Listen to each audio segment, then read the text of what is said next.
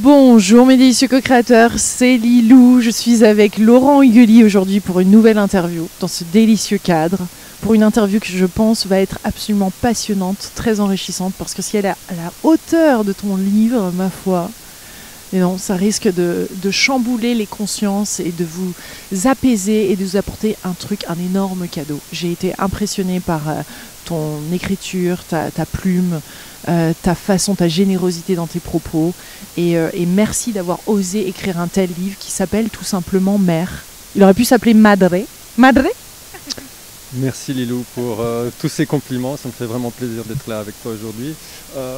Alors oui, je suis très ému parce que ce livre m'apporte, maintenant qu'il existe, que le livre existe, qu'il a pris forme. Ça a été un long travail d'écriture sur 3 ans. J'ai dédié ma vie pendant 3 ans à ce livre et maintenant qu'il existe, chaque jour c'est un cadeau, chaque jour c'est une émotion et chaque jour je pleure et j'espère que je ne vais pas trop pleurer pendant l'interview parce que ça me... L'émotion est la bienvenue. Ouais, c'est ça, je suis extrêmement touché par le fait que maintenant ce message de la forêt soit enfin disponible et c'est le bon moment, quoi, tout simplement. Hein. Ouais. Tu as écrit déjà plusieurs livres, Le chaman et le psy, Les 8 circuits de conscience, là on te retrouve avec Mère. On sent qu'en effet c'est un message qui t'habite depuis très longtemps et que tu es, parce que je le rappelle, mais Laurent est un chaman suisse, il a un petit accent suisse qu'on va repérer au fur et à mesure de cette interview. et tu as 20 ans de chemin spirituel, donc ces 3 livres, ça c'est le 3e, et il y en a d'autres après qui vont s'en suivre, mais on sent que tu as expérimenté quand même un autre niveau, ce que c'est la conscience, la Terre, les messages qu'elle porte, les messages ce qu'on est en train de traverser en ce moment en tant qu'humain et tout ça. Est-ce que tu peux nous en parler de toi, ta propre évolution, pour pouvoir même juste en venir à partager ce message ? En fait, c'est une évolution. Les livres, effectivement, comme tu viens de le dire, il y a plusieurs livres, avec chaque fois une étape dans ma vie. Et ce livre Mère, je l'ai vraiment ressenti comme étant, je boucle une boucle. C'est la fin de quelque chose dans ma vie aussi, c'est-à-dire une sorte de chemin qui m'a amené jusqu'à ce livre, vraiment à me rapprocher de plus en plus des questions écologiques et des questions de féminité, on en parlera aussi sûrement, et des questions de respect de la planète et de respect de la Terre. Et maintenant, j'ai envie vraiment maintenant que ça, je l'ai d'une certaine manière intégré dans ma manière de voir les choses ou dans ma manière de pratiquer aussi dans le livre, je sais que ça va se déployer, quoi. C'est vraiment, je termine la phase d'introduction, on va dire, c'est-à-dire Le chaman et le psy, ça a été un livre vraiment écrit avec le docteur Olivier Chambon, qui est un ami que j'adore. Ça a été pour ouvrir, c'était vraiment un message envoyé pour dire voilà, il se passe quelque chose, si ça vous intéresse, il y a un dialogue qui se fait. Les 8 circuits de conscience, c'était un livre plus théorique sur vraiment les différents niveaux de conscience et comment l'âme s'articule, etc. Et avec ce livre-là, Mère, je reviens vraiment sur Terre, quoi. C'est-à-dire c'est vraiment l'ancrage, c'est vraiment ce qui se passe, c'est vraiment la nature. C'est vraiment les questions actuelles, tout en déployant justement une spiritualité qui est très profonde, quoi. Ouais. C'est osé de donner la parole à la Terre, et en même temps c'est ce que tu as expérimenté. Est-ce que tu peux nous parler de cette communication et comment elle s'est mise en place ? Alors, ce qui est intéressant, c'est que ce n'était pas du tout prévu.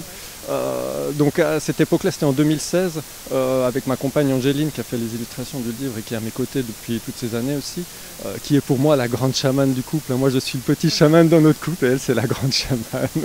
Quelle sagesse, rien. Non, mais vraiment, je tiens à le dire.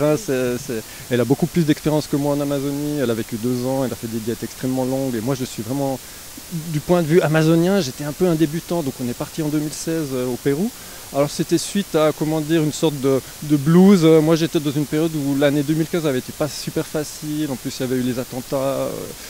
C'était une année difficile pour tout le monde, je pense, et on s'est dit bon là il faut qu'on fasse un break, qu'on prenne le large. Et donc on est parti au Pérou, voilà. Alors moi vraiment en ayant en tête de simplement faire un break, de retourner dans la forêt, d'aller voir des chamans, mais il n'y avait pas une idée de livre, quoi. À cette époque-là, je travaillais beaucoup plus sur des esprits, je dirais, liés à la loi de l'attraction, liés à ces choses-là, quoi, cosmiques, hein. Quelque chose de beaucoup plus, je dirais, lié aux étoiles, voilà. Et arrivé au Pérou, on s'est retrouvé donc à faire une diète traditionnelle avec des chamans et en faisant des cérémonies. Et lors de la première cérémonie, tout au début de la cérémonie, j'ai entendu une voix, voilà, qui s'est présentée comme étant la voix de la forêt amazonienne, son grand esprit, et qui m'a dit simplement, écoute, mon cher Laurent, nous allons écrire un livre ensemble, j'ai des choses à dire à mes enfants, c'est vraiment sorti comme ça. Et j'ai su... Là, toi, ça t'a passionné, parce qu'on n'explique pas, mais qu'est-ce que tu entends donc par cérémonie et qu'est-ce que tu entends par ce voyage et que la Terre t'a parlé? Parce que je pense qu'il faut quand même expliquer, on parle d'un état altéré de conscience, on parle de plantes médicinales que vous avez pris, quel était le contexte? Est-ce que tu peux un peu plus nous expliquer? Ah oui, oui, bien sûr. En fait, c'est la diète traditionnelle en Amazonie, c'est une isolation dans la nature durant laquelle on prend des plantes, effectivement. Il y a des plantes visionnaires qui ouvrent le champ de conscience, il y a des plantes médicinales qui soignent, il y a des plantes qui apportent de la force, qui ne sont pas forcément des plantes qui apportent des visions, mais qui sont juste des plantes qui vont renforcer le corps, qui vont apporter de la lumière dans le corps. Donc en fait, c'est les chamans qui choisissent quel type de plante on diète. Pendant cette période qui dure entre 10 jours et 10 ans, on va dire, on est d'une certaine manière complètement habité par l'esprit de ces plantes qui apportent des enseignements, etc. etc. Et c'est forcément ça, c'est en lien avec le chaman. Un chaman fait forcément ces voyages-là, ou là c'est d'autres chamans qui sont venus t'apporter ces plantes-là, ou c'est toi-même qui les as choisis, ou tu t'es connecté et tu savais quelle plante choisir?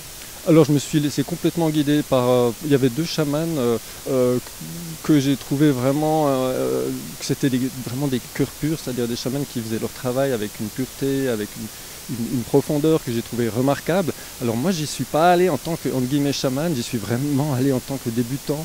Je n'ai même pas dit qui j'étais en fait, je ne me suis pas présenté en tant que... Donc c'était quelque chose de complètement nouveau pour moi, voilà. Et en fait les cérémonies ponctuent la diète, c'est-à-dire que tu es en isolation dans la nature et de temps en temps, certains soirs, les chamans chantent. C'est-à-dire qu'on se retrouve tous dans un espace qui s'appelle une maloca. Et dans cet espace, les chamans chantent, il y a aussi des plantes qui sont données, etc. Et le chant des chamans fait, comment dire, appelle les esprits. Voilà.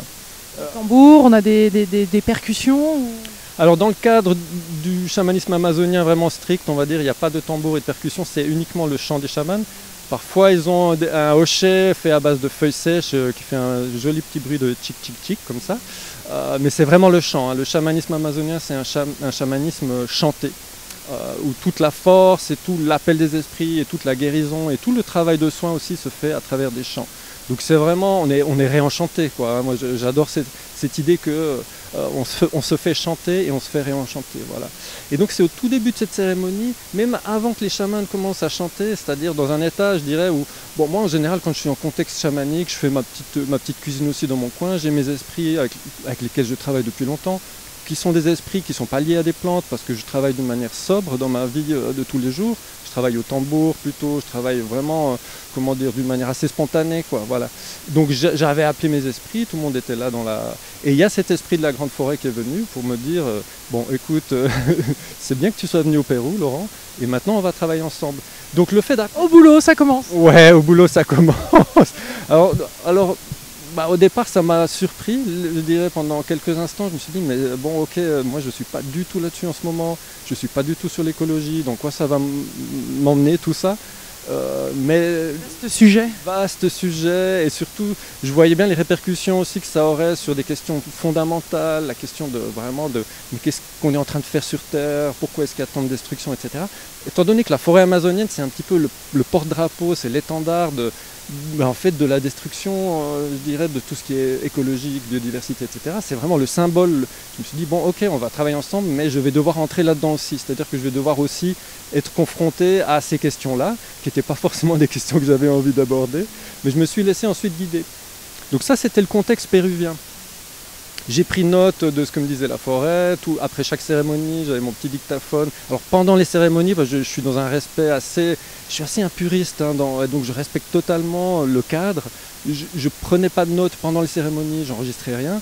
J'essayais de retenir ce que me disait la forêt, et le lendemain dans mon hamac, quand il y a une journée de pause ou quand j'étais dans ma diète isolée, je répétais les paroles de la forêt dans mon dictaphone, je prenais des notes, etc. pour qu'ensuite, de retour en Europe, je puisse écrire ce livre, quoi. Et ce qui s'est passé ensuite, c'est que, alors sans plantes cette fois-ci, donc de retour du Pérou, pendant 3 ans, tous les matins, j'ai eu une sorte de rituel. Je me suis levé, je faisais ma méditation bouddhiste, parce que je suis bouddhiste aussi, quoi, et c'est vraiment important, parce que le bouddhisme est très présent dans le livre aussi. Je faisais ma méditation et je me reconnectais à cet esprit de la forêt. Donc il n'y a pas besoin d'aller au Pérou, hein, c'est important de comprendre ça aussi. Il n'y a pas forcément besoin d'aller à l'autre bout de la planète, la forêt est partout présente, tous les arbres communiquent entre eux. Donc je me reconnectais à cet esprit et je continuais l'écriture du livre, quoi. Et ça a duré 3 ans ce processus. Donc d'une certaine manière, il y a eu la diète vraiment traditionnelle, dans la jungle, etc., avec les plantes, avec les champs, etc., qui a duré 1 mois à peu près, quoi. Bon, c'était 10 jours de diète, mais 1 mois pour digérer la chose, etc. Et ensuite, je suis rentré en Europe et là, pendant 3 ans, j'ai continué à travailler avec cet esprit de la forêt, à écrire le livre, quoi. Ce qui est impressionnant, d'après ce que j'ai entendu dire de ces genres de voyages, c'est qu'on traverse quand même pas mal de choses personnellement. Et que ça nous fait passer par des étapes d'ombre, t'en parles d'ailleurs dans le livre, d'obscurité, etc. Donc tu as dû dealer en même temps, je suppose. Est-ce que tu peux nous parler de ton propre processus de guérison pour te permettre d'accueillir ce message de la Terre? Parce qu'il y en a eu des épisodes là. Alors 3 années absolument, d'un point de vue vraiment privé sur ma vie, ça m'a complètement transformé, chamboulé. Ça m'a réaligné en fait sur des choses que j'avais un peu mises de côté dans ma vie, quoi. Donc effectivement, il y a l'ombre. J'ai été confronté à ça pendant que j'écrivais le livre. Alors c'est marrant parce que il y a 3 parties dans le livre que j'appelle les 3 chants, premier chant, deuxième chant, troisième chant. Et il y a 3 années d'écriture qui correspondent à ces 3 chants. Et au milieu, il y a ce que j'appelle la cérémonie du côté obscur. Et c'est là qu'il y a les difficultés, parce qu'au départ c'est sympa, mais quand les difficultés commencent à arriver, c'est là souvent que on commence à douter, à se dire est-ce que je vais vraiment aller jusqu'au bout du processus, etc. Donc l'année vraiment centrale... Le processus de guérison ? Le processus de guérison, exactement. C'est-à-dire que le processus de guérison passe par la perception ou l'acceptation de ce qu'on porte dans notre cœur aussi, quoi. Et ces choses, quand elles remontent à la surface, on peut être tenté d'essayer d'y échapper ou d'essayer de les... Fuir, hein, on peut faire la tortue. C'est ça. Mais étant donné que j'étais en contact quotidiennement avec cet esprit qui me disait maintenant tu vas écrire ce livre, j'ai vraiment été drillé par la forêt tous les jours. Et j'ai dû atténuer en fait vraiment l'ombre que je portais en moi. J'ai dû passer par un processus de pardon il y a un chapitre notamment dans le livre qui traite du pardon en particulier. Et pour écrire ce chapitre, ça a été d'une difficulté. Ça a été le chapitre le plus extrême pour moi. J'ai dû partir 1 mois dans la montagne, j'ai dû pardonner. Quoi le plus gros? Parlez-nous de ce pardon-là, parce que c'est intéressant par rapport aux co-créateurs qui regardent la vidéo ou autre. Qu'est-ce qui a été le plus dur à te pardonner à toi-même? D'une certaine manière, je pense que ça a été de pardonner aux autres. En toute sincérité. Oui, bien sûr, quoi. Parce qu'en fait, il y a cette idée dans le livre qu'on a tous un cœur pur, on est tous innocents à la base, quoi. Mais on ramasse aussi sur notre chemin des choses qu'on n'a pas forcément souhaité recevoir, mais qui sont en résonance avec nous, bien sûr, hein. Ça, on s'en rend compte après coup, hein, mais sur le moment, c'est difficile, quoi. Et de pardonner, ça demande aussi d'aller chercher des choses qu'on avait oubliées. Parce que les grosses blessures, elles sont dans un déni en général, c'est-à-dire qu'elles sont refoulées quelque part tout au fond des couches de l'inconscient. Et quand elles commencent à remonter, on se dit ok, c'est sympa de pardonner, je pardonne. Mais quand il y a vraiment les gros dossiers qui commencent à remonter, c'est là que commence vraiment le travail. Et donc il y a eu ce mois que j'ai passé dans les Pyrénées pour écrire ce chapitre sur le pardon, et il m'a fallu plus de temps pour écrire ce simple chapitre que peut-être pour écrire 3 autres chapitres, parce que je devais vraiment... La forêt me disait, parce que tous les matins, méditation, discussion avec la forêt sur où on en est, c'était un peu mon coach pendant ces 3 ans, la forêt était mon coach. Alors, Laurent, t'as toujours pas pardonné, on va pas pouvoir l'écrire ce chapitre, il faut que tu pardonnes. Donc j'ai dû vraiment lisser en fait les aspérités de mon âme, toutes les choses encore qui n'étaient pas, clarifiées, j'ai dû faire un effort sur moi-même. Et pardonner, quand tu dis pardonner, c'est pardonner aux autres de notre manque de respect aussi par rapport à la nature, par rapport à nos choix au quotidien. On parle de capitalisme, on parle de quoi? C'était lié à ce que m'avait montré la forêt pendant les cérémonies au Pérou aussi, c'est-à-dire qu'elle m'a vraiment montré la destruction, quoi. C'est-à-dire qu'il y a eu des cérémonies qui étaient très joyeuses et très... Alors ça c'est sur le bon côté de la pratique spirituelle, de toute pratique spirituelle, pas que le chamanisme. C'est-à-dire qu'il y a des moments d'extase, et des moments où tu es connecté au divin, et c'est super. Et on adore ça, et on s'en nourrit, et ça entre profondément dans les cellules, toute cette lumière, etc. Et le lendemain, tu penses que tu vas avoir une cérémonie qui sera sympa aussi, tu te dis super, on va y retourner. Et c'est là qu'en fait tu vois la destruction, où tu vois tout ce qui est sacrifié sur cette planète, et tu vois le sang qui coule aussi. Il y a tout un chapitre sur le sang qui coule, c'est-à-dire le fait qu'on ait le massacre du vivant. Et ces choses-là, je les porte aussi en moi, bien évidemment. C'est-à-dire que moi aussi, je suis un être humain sur cette terre et j'ai mon chemin à faire. Et moi aussi, je suis responsable de ça, quoi.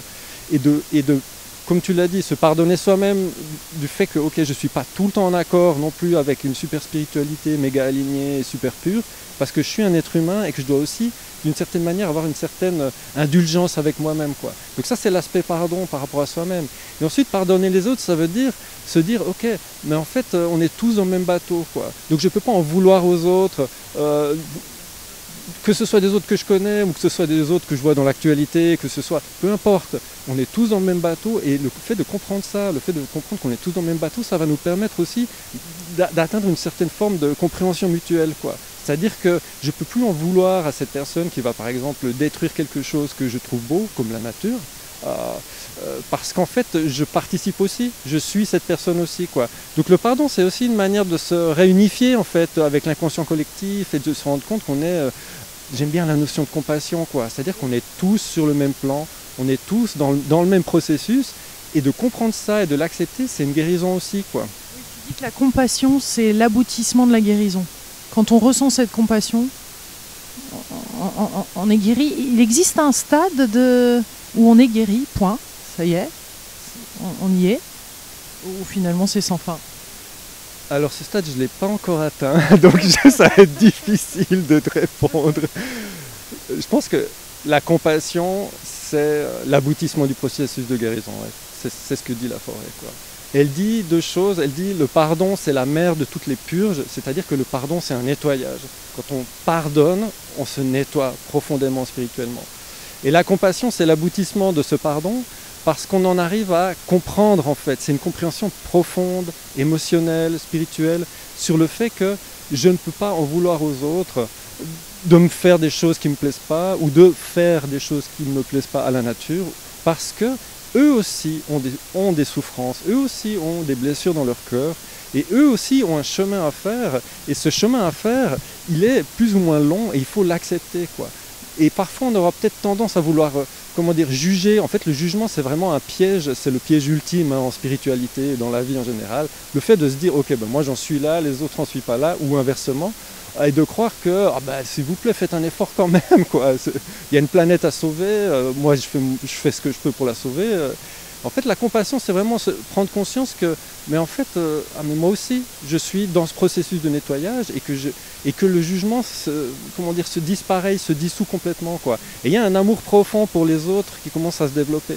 Un amour de se dire, mais en fait, c'est génial, quoi. En fait, on a une opportunité magnifique de faire des choses ensemble, de vivre ensemble en harmonie avec la planète. Et c'est juste là, quoi. Il suffit juste de s'ouvrir à ça.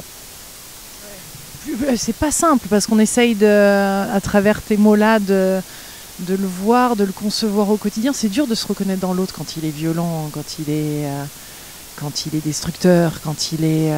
C'est-à-dire que tu viens chercher en toi cette partie-là, tu la contactes avant de juger, ou qu'est-ce qui t'arrive dans cet instant-là quand tu es prêt à réagir? Alors là, je fais intervenir ma pratique bouddhiste aussi, c'est-à-dire le fait de... Alors bon, la forêt, il y a des esprits alliés, comme elle dit, des esprits qui gardent en fait le processus de guérison. Il y a la sensibilité, il y a l'équanimité, il y a la réflexivité, la compassion. C'est les quatre des esprits qu'elle nomme.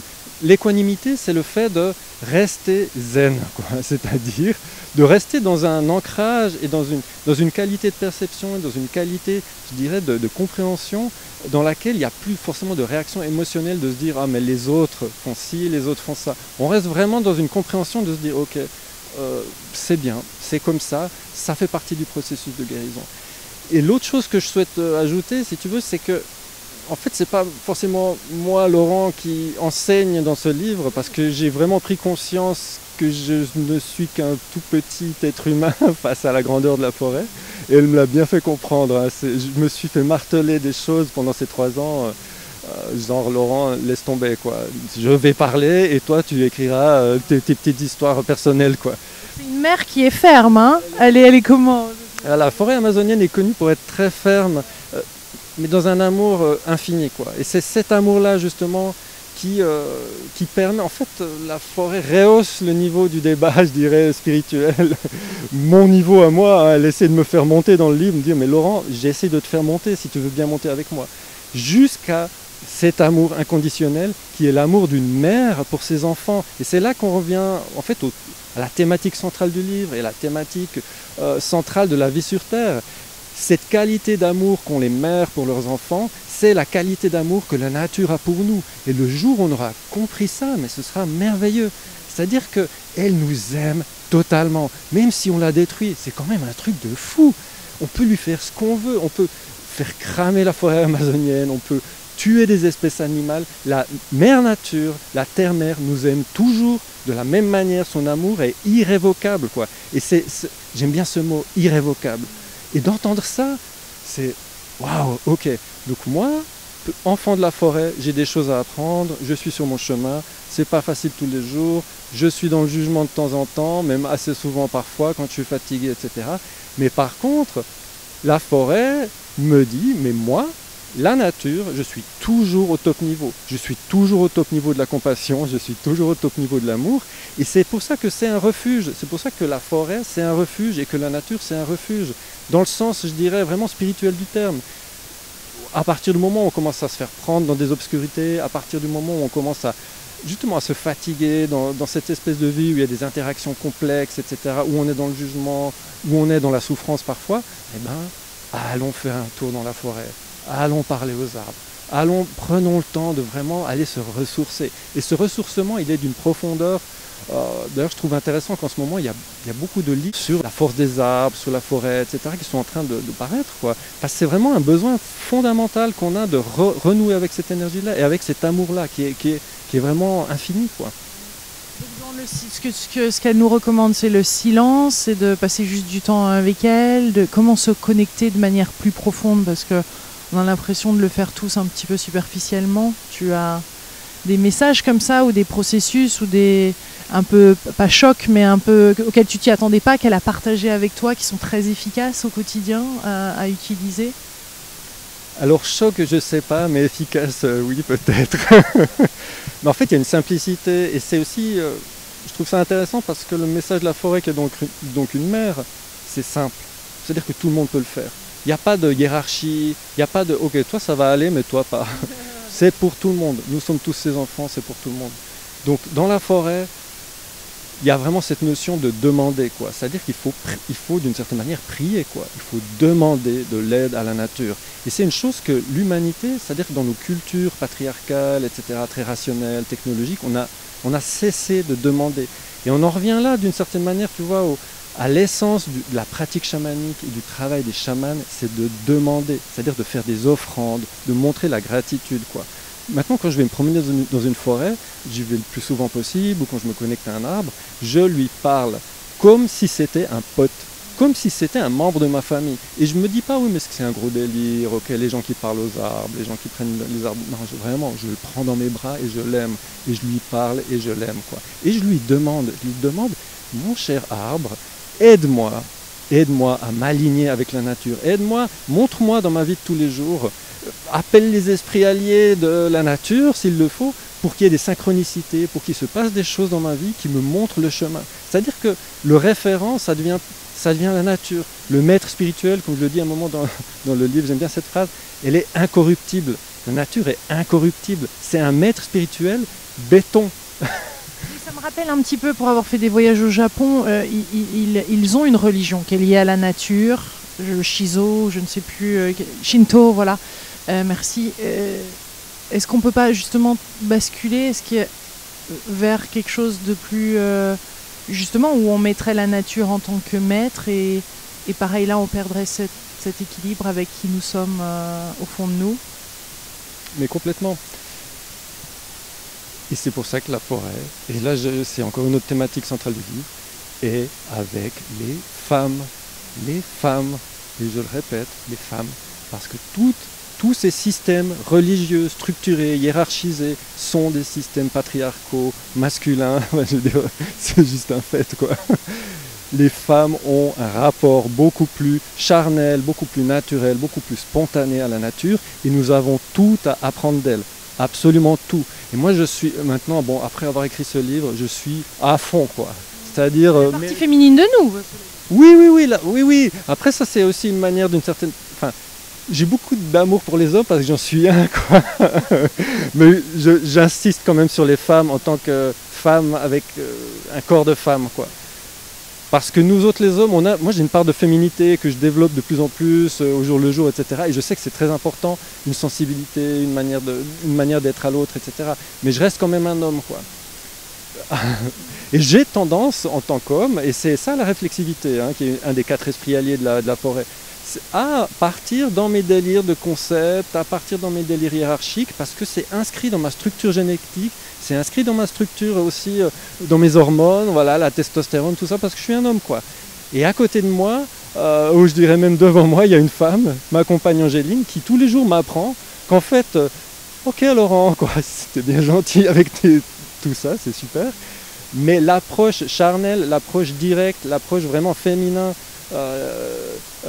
de la nature, c'est ça qui nous manque, quoi. Donc oui, le Shinto, moi j'adore le shintoïsme, j'adore le taoïsme, je lis Lao Tzu, c'est un de mes grands maîtres, et voilà, c'est des choses qui me passionnent, j'adore lire ces choses-là, mais au moment où je vais dans la nature, tout ça je le mets de côté, c'est-à-dire que j'oublie Lao Tzu, quoi. D'ailleurs je pense qu'il s'en réjouit, parce que c'était le premier à dire qu'il faut oublier, quoi. Et je suis avec l'arbre et je suis dans un rapport vraiment beaucoup plus direct, quoi. Et c'est cet aspect-là qu'on doit développer, c'est-à-dire une spontanéité qui est au-delà des structures, qui est au-delà de tous ces modèles, si tu veux, hiérarchisés qu'on a créés, quoi. Une co-création directe.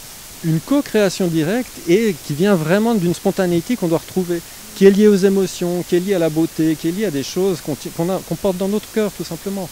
Après, voilà, moi je suis bouddhiste, tous les matins je fais ma méditation, voilà, il y a une rigueur, il y a une discipline, mais tu sais aussi t'en détacher pour être dans la vie. Exactement. Je pense que c'est ça en fait, ces histoires de polarité entre l'homme et la femme, entre le féminin et le masculin, c'est de trouver un équilibre entre les deux. Mais dans le livre, la forêt insiste beaucoup sur le féminin, elle insiste beaucoup sur la femme, parce que ce déséquilibre est énorme. Donc il faut vraiment, comment dire, donner de la lumière, donner une visibilité à tout ce qui est féminin aussi, quoi. C'est vraiment très important. C'est comment dire, fondamental, et je pense que la sauvegarde de notre planète et la sauvegarde de la nature, elle dépend de ça aussi. C'est-à-dire qu'on doit vraiment rééquilibrer le truc. Et le déséquilibre a été tellement long sur des générations et des générations, sur des cultures et des cultures, que il y a une insistance de la forêt, elle le dit clairement dans le livre, c'est les femmes qui vont sauver le monde, point barre, quoi. Et si vous ne comprenez pas ça, c'est que voilà, c'est qu'on est mal barré. Et moi je le ressens profondément dans mes entrailles, vraiment dans ma structure de croyance, que c'est effectivement ça, les femmes vont sauver le monde, et le jour où on aura compris ça, ce sera super, quoi. Qu'est-ce que tu as vu, quelles sont les images ou quels sont les mots, ou là tu commences à en parler, mais et comment tu le vis toi au quotidien? Je veux dire, est-ce que c'est l'homme porte la femme? Est-ce que tu as vu des foules de femmes se réunir? Est-ce que tu as vu des créations, des choses? Quel est le visuel là, et comment toi tu le vis en tant qu'homme pour justement, je suppose, soutenir ce mouvement-là aussi? Ce que j'ai vu déjà vraiment pour les femmes, c'est la reconnexion à toutes ces choses qui sont d'une certaine manière ancestrales, le chamanisme féminin, la spiritualité féminine qui ont été interdits pour des raisons religieuses, etc. Enfin, je ne vais pas revenir sur toutes les horreurs, le Moyen-Âge, etc. Donc les femmes ont été brûlées, les femmes ont été maltraitées, les femmes ont été... Enfin, je veux dire, c'est juste l'horreur totale, quoi. Et en fait, ce qui est en train de se passer maintenant, et moi je l'observe aussi dans mes activités de formateur, etc., c'est qu'il y a un retour de la puissance de la femme, une puissance qui est vraiment belle, quoi, dans la pratique spirituelle. Et ça, c'est la première chose. Ensuite, les hommes, ça me fait toujours marrer parce que, enfin, quand je parle des hommes, moi, en fait, à la maison, tu vois, je me fais livrer le bois, je fais mes tas de bois, je fais le jardin, quoi. Je veux dire, pour moi, l'homme, il est bien quand il fait des trucs un peu manuels et tout, quand il se prend pas trop la tête à partir dans le mental, à vouloir absolument être dans des espèces de rapports de hiérarchie, etc., quoi. Donc l'homme est là pour soutenir la femme, quoi. Pour la soutenir aussi, je dirais, purement par sa présence et par un certain alignement du masculin qui est aussi très important. Ce que la forêt appelle la noblesse d'âme, quoi, la noblesse de cœur. C'est presque les valeurs chevaleresques, quoi. C'est-à-dire que l'homme, il est là pour honorer la femme, il est là pour la soutenir, il est là pour être à ses côtés. Et si jamais elle a besoin de lui, elle va lui dire, écoute, là, j'ai besoin de toi, maintenant, ce que tu peux faire. Mais il y a vraiment cette notion-là, quoi. Et je sais on en est bien loin, là, oui. Ouais. On en est bien loin, mais je pense que ma mère, ce livre, c'est vraiment un livre qui est important à ce niveau-là, quoi. Et c'est là, je le répète, hein, moi, j'ai pas choisi ce que dit la forêt dans le livre. J'ai vraiment, et ça a été parfois difficile pour moi d'accepter aussi mais est-ce que je vais vraiment écrire ça, quoi? Certaines phrases là qui sont tellement bam, quoi. Je me dis bon, mais ok, non, mais tu vas les écrire, Laurent. Bon, ok, je l'écris. Mais la forêt insiste là-dessus vraiment, sur le fait qu'on doit se respecter entre les sexes. C'est ce qu'elle appelle les pactes sacrés. Donc il y a des pactes sacrés qui sont des pactes ancestraux, qui sont des pactes qui datent des débuts de l'humanité, quoi, des débuts, des premiers pas de notre espèce, quoi. Entre l'homme et la femme, il y a un pacte sacré. Entre l'homme et la nature, il y a un pacte sacré. Entre les cultures, il y a un pacte sacré de respect mutuel. Et ces pactes sacrés, ils ont été bafoués pendant des générations et des générations. Et je pense qu'aujourd'hui, il y a vraiment un espoir. Alors, même si la planète nous donne l'impression que tout est en train de partir en vrille et que c'est effectivement, si on regarde les infos et tout, en ce moment, c'est dur, quoi. Il y a vraiment une montée, je dirais, du patriarcat, il y a une montée aussi de la destruction de l'environnement, etc.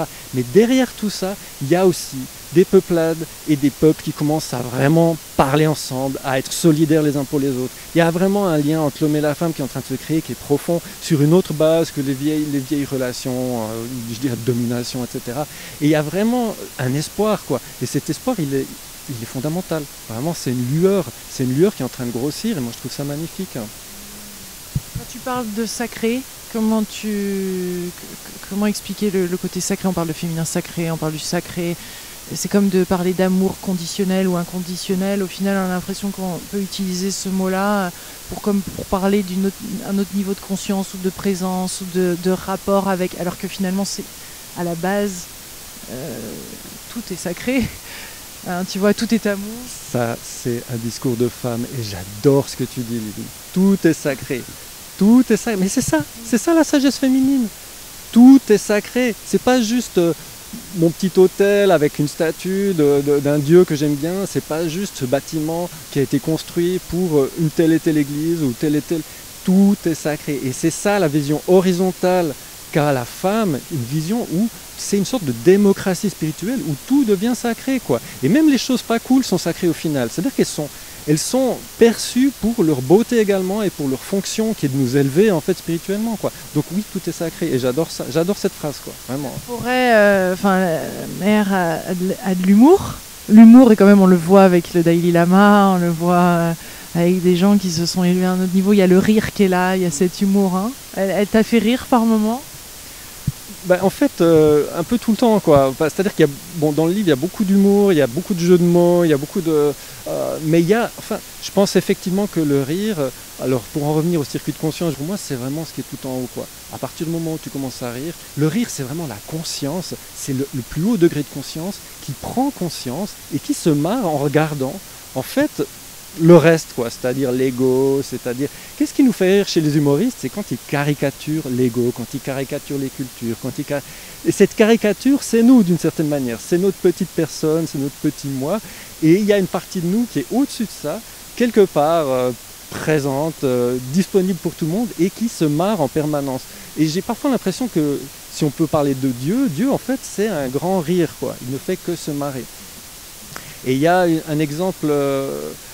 sur mon parcours personnel, je raconte ma montée à la source du Gange. Ça a été un moment vraiment important, c'était en 2002, où je me suis retrouvé seul à la source du Gange, ce qui est totalement improbable parce qu'il y a toujours beaucoup de monde, évidemment c'est en Inde, c'est extrêmement peuplé. Et je me suis fait guider par un monsieur un sadhu qui vivait dans une grotte. Alors c'est assez archétypique, hein, de ce qui se passe en Inde, quoi.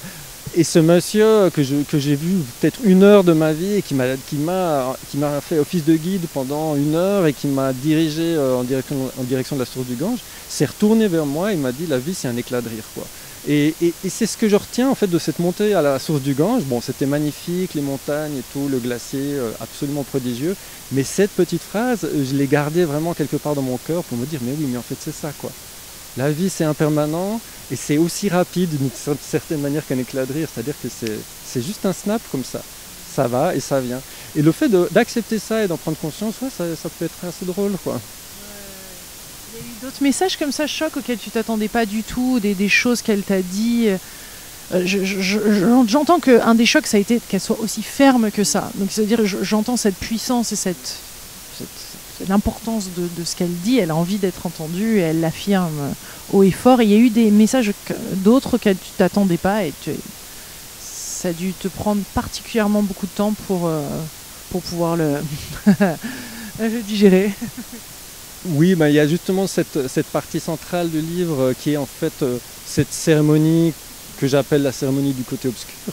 Alors le titre que j'ai donné dans le livre, c'est « Tout au bout du tunnel, virgule, la lumière », c'est-à-dire qu'il ne faut pas oublier qu'au bout il y a la lumière quand même, quoi, mais le tunnel est parfois costaud, quoi. Et pendant cette cérémonie, en fait, il y a vraiment une sorte d'état des lieux où j'ai vu, par exemple, j'ai revécu la colonisation des Amériques. Voilà, donc il y a un chapitre historique en fait sur la colonisation du Pérou, sur l'arrivée de Pizarro et des conquistadors, etc. Et en gros, le message de la forêt, c'était genre, mais là, vous avez déconné total, quoi. C'est-à-dire que là, c'est parti en vrille. Il y a des moments dans l'histoire de l'humanité, historique, hein, qu'on peut trouver dans les manuels d'histoire, où en fait, il y a eu une déviance totale, en fait, c'est comme si l'être humain est toujours guidé par une lumière. Si tu veux, on est vraiment protégé et guidé sur notre chemin par plein d'esprit et plein de bienveillance, mais il y a des moments où ça part historiquement en vrille, et la colonisation des Amériques, et en particulier la destruction de la culture inca au Pérou, etc., qui a suivi en fait cet événement-là, c'est une catastrophe du point de vue de la forêt. Et là, à ce moment-là, dans la cérémonie, bon, j'étais sur Pizarro, j'étais sur les conquistadors, et je vois un cœur vraiment brillant, quoi. Un cœur dans toute sa magnificence. Et c'est le cœur pur, quoi. Il dit voilà, ça c'est ton cœur, c'est le cœur de tous les êtres humains. Vous êtes tous des cœurs purs, et voilà ton cœur. Et quelques instants plus tard, changement d'image, et là je vois un cœur blessé, avec une couronne d'épines, qui me rappelle bien évidemment la représentation classique en fait du cœur de Jésus-Christ, quoi. C'est ça, hein. Et la trahison, c'est-à-dire que le fait d'avoir trahi en fait ces cultures, le fait qu'il y ait des petites trahisons au quotidien, le fait qu'on ne respecte pas les pactes, le fait qu'on ne respecte pas les accords, le fait qu'en fait on vit dans une espèce de monde où on a fini par trouver normal de mentir, etc. Et de ne pas respecter les choses qui sont posées, quoi. C'est un gros problème du point de vue de la forêt, et elle aimerait qu'on arrête, mais tout de suite. C'est-à-dire il faut arrêter ça. Il faut retrouver la noblesse de cœur, et dans la noblesse de cœur, on respecte en fait les pensées, les paroles et les actes, et on ne dit pas des choses qu'on ne fait pas, et voilà. L'intégrité. L'intégrité, quoi. Et ce qui est intéressant, c'est qu'à chaque fois, elle se réfère à des événements qui sont soit liés, je dirais, à ma petite vie personnelle, ou à des événements historiques, pour illustrer, pour montrer, là, il y a eu, dans l'inconscient collectif, il y a eu une brèche qui s'est ouverte. Une brèche, c'est-à-dire que votre cœur qui est pur, là, il y a une nouvelle blessure qui s'est formée, et cette blessure, il faut en prendre conscience, quoi.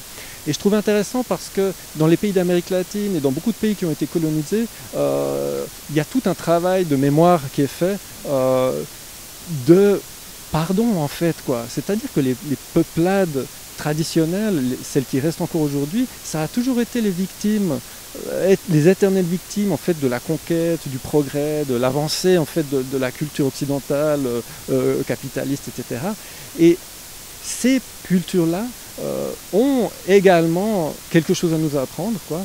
Et le fait de les respecter, le fait de vraiment sortir de cette idée qu'on doit absolument les transformer et les faire devenir comme nous, ce qui s'est passé à l'époque des conquêtes du Pérou par exemple, quoi, c'est important aussi, quoi. Donc le respect mutuel, c'est quelque chose qui va au-delà de simplement ok, on se respecte, tout va bien. C'est également laisser l'autre être tel qu'il est, quoi, sans vouloir interférer, sans vouloir le changer, quoi.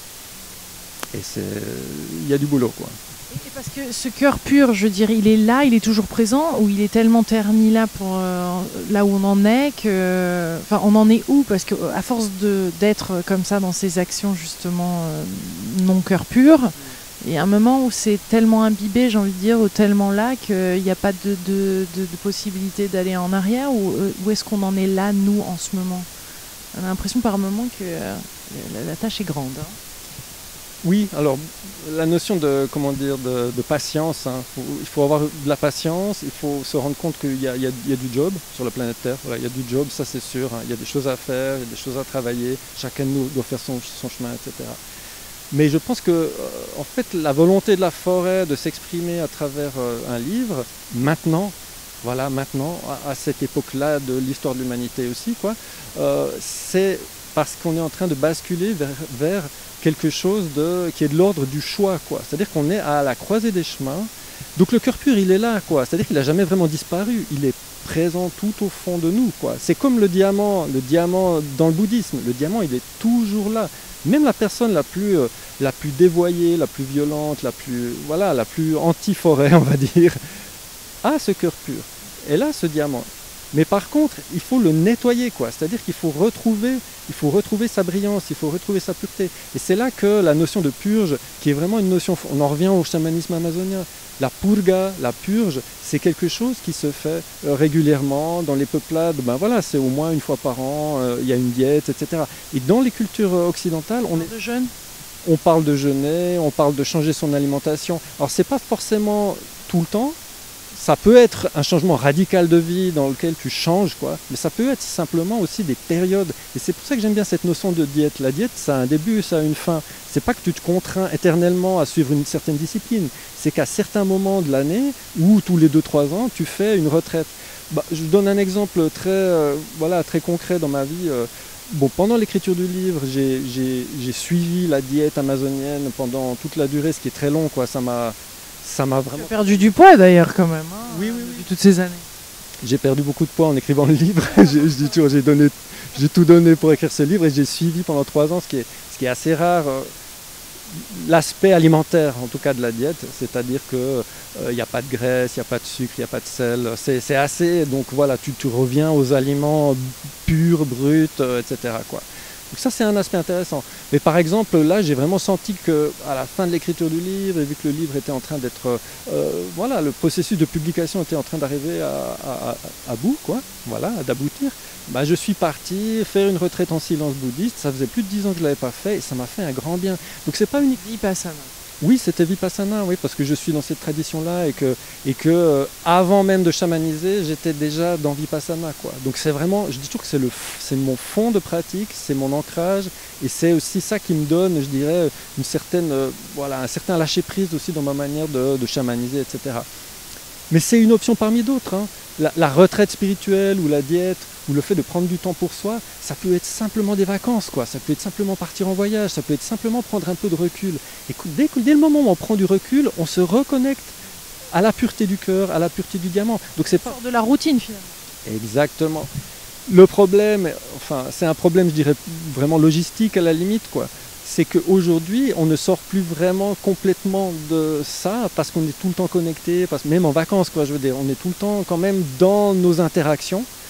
Et la vraie diète, je dirais vraiment pure et dure amazonienne, t'es en isolation, même si c'est que quelques jours, hein, ça peut être 3 jours, hein, c'est pas forcément des périodes extrêmement longues.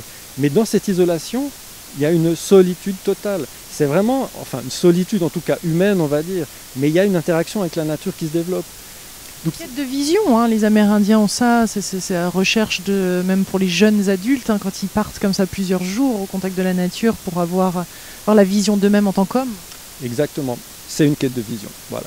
Donc la forêt mentionne les différentes approches, la randonnée, simplement aller faire une randonnée dans la montagne, la randonnée, la quête de vision, le jeûne, la diète, etc., la retraite spirituelle.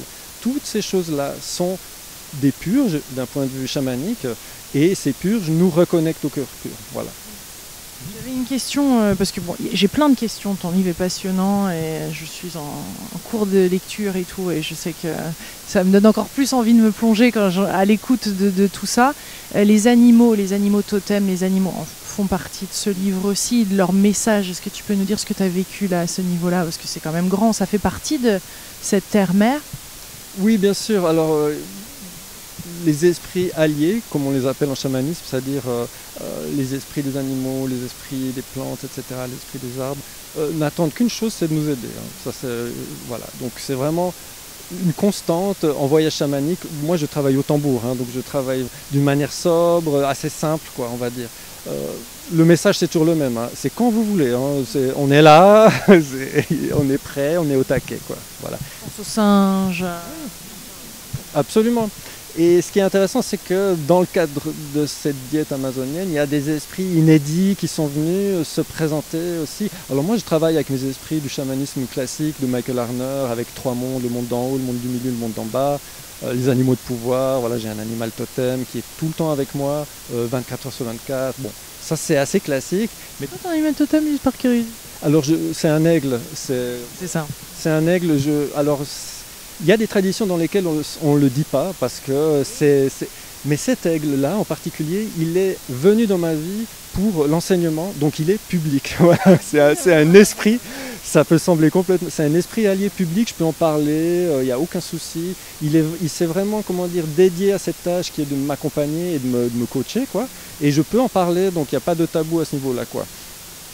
Dans le cas de la diète amazonienne, on est plutôt dans les esprits de la nature, c'est-à-dire c'est des esprits qui viennent vraiment de l'environnement direct, quoi. Et là, effectivement, il y a les singes qui apparaissent à un moment dans le livre, parce qu'ils représentent aussi un côté ancestral chez l'être humain qu'on doit comprendre. Il y a les colibris qui sont des grands classiques du chamanisme amazonien. Il y a notamment... On l'a en couverture, là. Hein. Alors, c'est une version du colibri. Alors, il y a plein de colibris dans le livre parce que le colibri c'est le symbole de la madré, quoi. Et en fait Angéline qui a vécu 2 ans au Pérou et qui est vraiment beaucoup plus, comme je disais, qui a une expérience de ce chamanisme beaucoup plus grande que moi et qui a fait des études aux Beaux-Arts, etc., dessine des colibris, quoi. C'est vraiment une de ses spécialités, donc elle a fait des colibris dans le livre. Et il y en a un que j'aime beaucoup qui s'appelle El Salvador. Donc il y a un colibri qui arrive comme ça avec les ailes écartées et c'est écrit El Salvador dessous parce qu'il m'a sauvé, c'est mon sauveur. Il est venu pendant la cérémonie, la fameuse cérémonie du côté obscur, tout à la fin. C'est lui qui vient en fait terminer la partie obscure de la cérémonie, c'est-à-dire toute la souffrance, toute la douleur, etc. que j'ai pu vivre pendant cette cérémonie. Ce colibri est arrivé et il a apporté cette lumière qui s'est logée dans mon cœur, quoi. Et pour moi c'est mon sauveur, quoi. Donc c'est une manière d'illustrer aussi que dès le moment où on se connecte spirituellement à la nature, il y a vraiment une prodigieuse beauté et diversité d'esprit qui sont là pour nous aider aussi et pour nous montrer qu'on est là, on va bosser ensemble, quoi. Ouais. Ce que tu as vécu, et je finirai là-dessus, ça me rappelle un peu l'accouchement, ce que la femme vit lors d'un accouchement où il y a une telle douleur à un moment qui vient de chercher.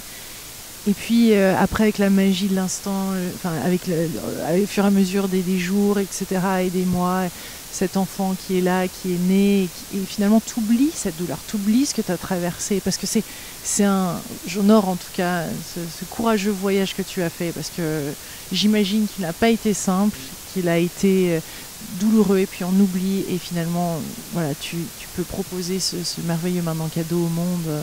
Je ne sais pas si tu veux en dire 2 mots, mais je suppose quand même qu'il y a eu cette souffrance. Donc bravo d'avoir donné naissance, j'ai envie de dire, à la parole, en tout cas d'avoir partagé la parole de la terre à travers ce livre, d'avoir pris sur toi, en tout cas d'avoir vécu ce que tu as dû vivre et aller chercher dans les parties comme ça les plus profondes pour permettre ce livre d'être là. Merci Lilou, oui, c'était un accouchement effectivement, et le livre s'appelle Mère. Moi je suis juste un petit homme dans le sens aussi masculin du terme, et le fait de vivre ce processus, ça m'a vraiment rapproché des femmes. Ouais. J'imagine. Merci beaucoup Laurent.